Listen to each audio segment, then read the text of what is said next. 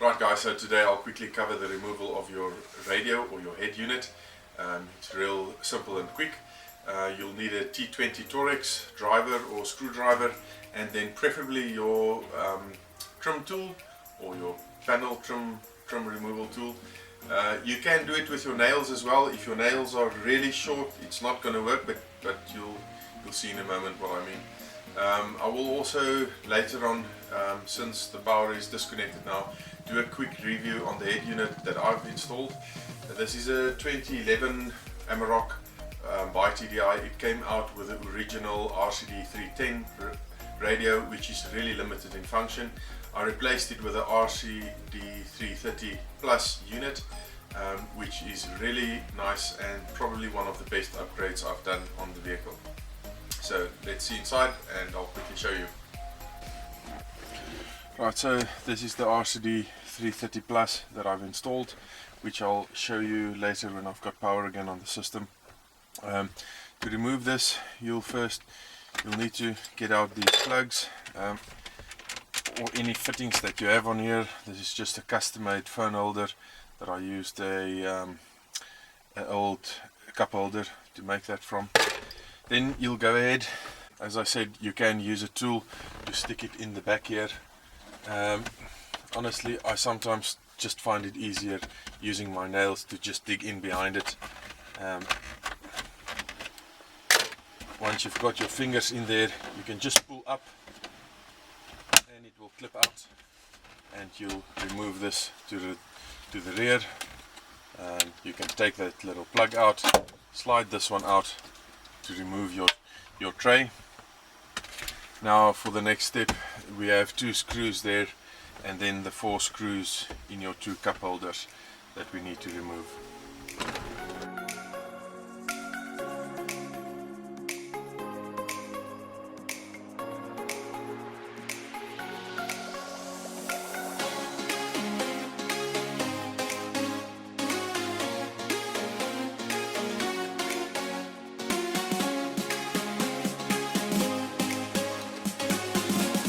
At this point in time, these stop switches, you can simply plug them out, but if you're going to plug out your passenger airbag light and you're going to switch the ignition on, you will get an airbag light that you'll need to have reset with diagnostic software, because this light is seen as part of your airbag system. If you unplug this and you don't switch on the ignition, you've got nothing to worry about, but just be mindful of that. It has happened to me before. Luckily I do have the software, so it's easy to reset, but if you don't, you need to maybe just look at that. Okay, so when you have all these screws undone, you can simply take this and just give it a good plug to the rear like that, and all your clips will come out. At this point you'll feel it's kept back by the wires at these plugs, so you can then go ahead and unplug all of these. It's the same type of plugs used in the center console below at the gear lever, so the same principle. To help that little plugs, it helps to get a little flat screwdriver or something in there to just help to release it. Okay, so my one plug was actually broken on a previous occasion.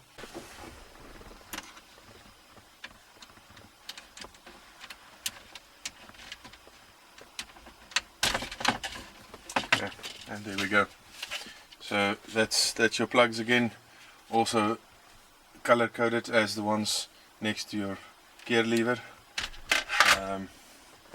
and then these same little plugs with a little tab at the back, but it really helps if you just push it down a bit further. Then you need the same T20 Torex bit to remove the 4 screws. You'll see I've got one missing, not sure where that happened, but yeah.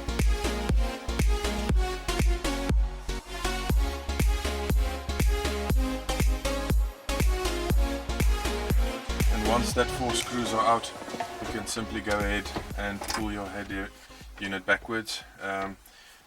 On the little antenna connector, the first Amaroks, I believe up until around 2014, if I'm not mistaken, had two antennas, one in each side mirror, So this one still has the 2 cables, but I've got this little converter plug that converts it to 1 cable for this radio. At the back of the radio, you'll see at the bottom there's a little catch here that you can pull or push, and then you can lever this whole plug out like that, and it's got that little, I don't know what you call it, but to grab it and to actually lock it in. So you can plug that out, and this one is just a push and release, and that's the head unit out. This is the old head unit that many of the guys in South Africa will know with the earlier model Amaroks, and this is the one that I've also replaced with the later model RCD 330 Plus. Right, so I'll quickly go back and reinstall it.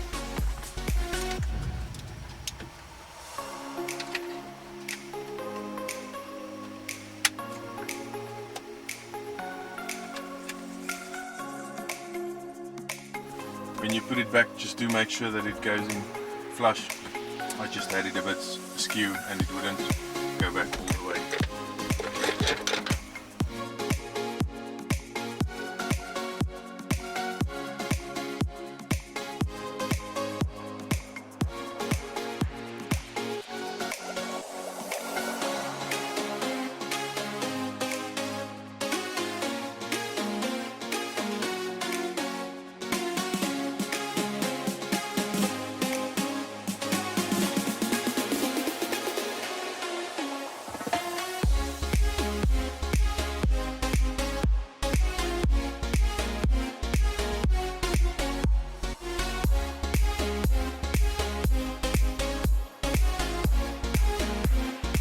Right guys, that's it for today. As I mentioned, I'll be doing a review on the radio itself later. I've got my unit on the internet from AliExpress from a very specific buyer that I had good feedback from. I'll leave the links in the description below for you to check out. In the meantime, I did also install a reverse camera with this head unit, but that's for next time. For now, thanks for watching, and please remember to subscribe if you like the videos. Thanks.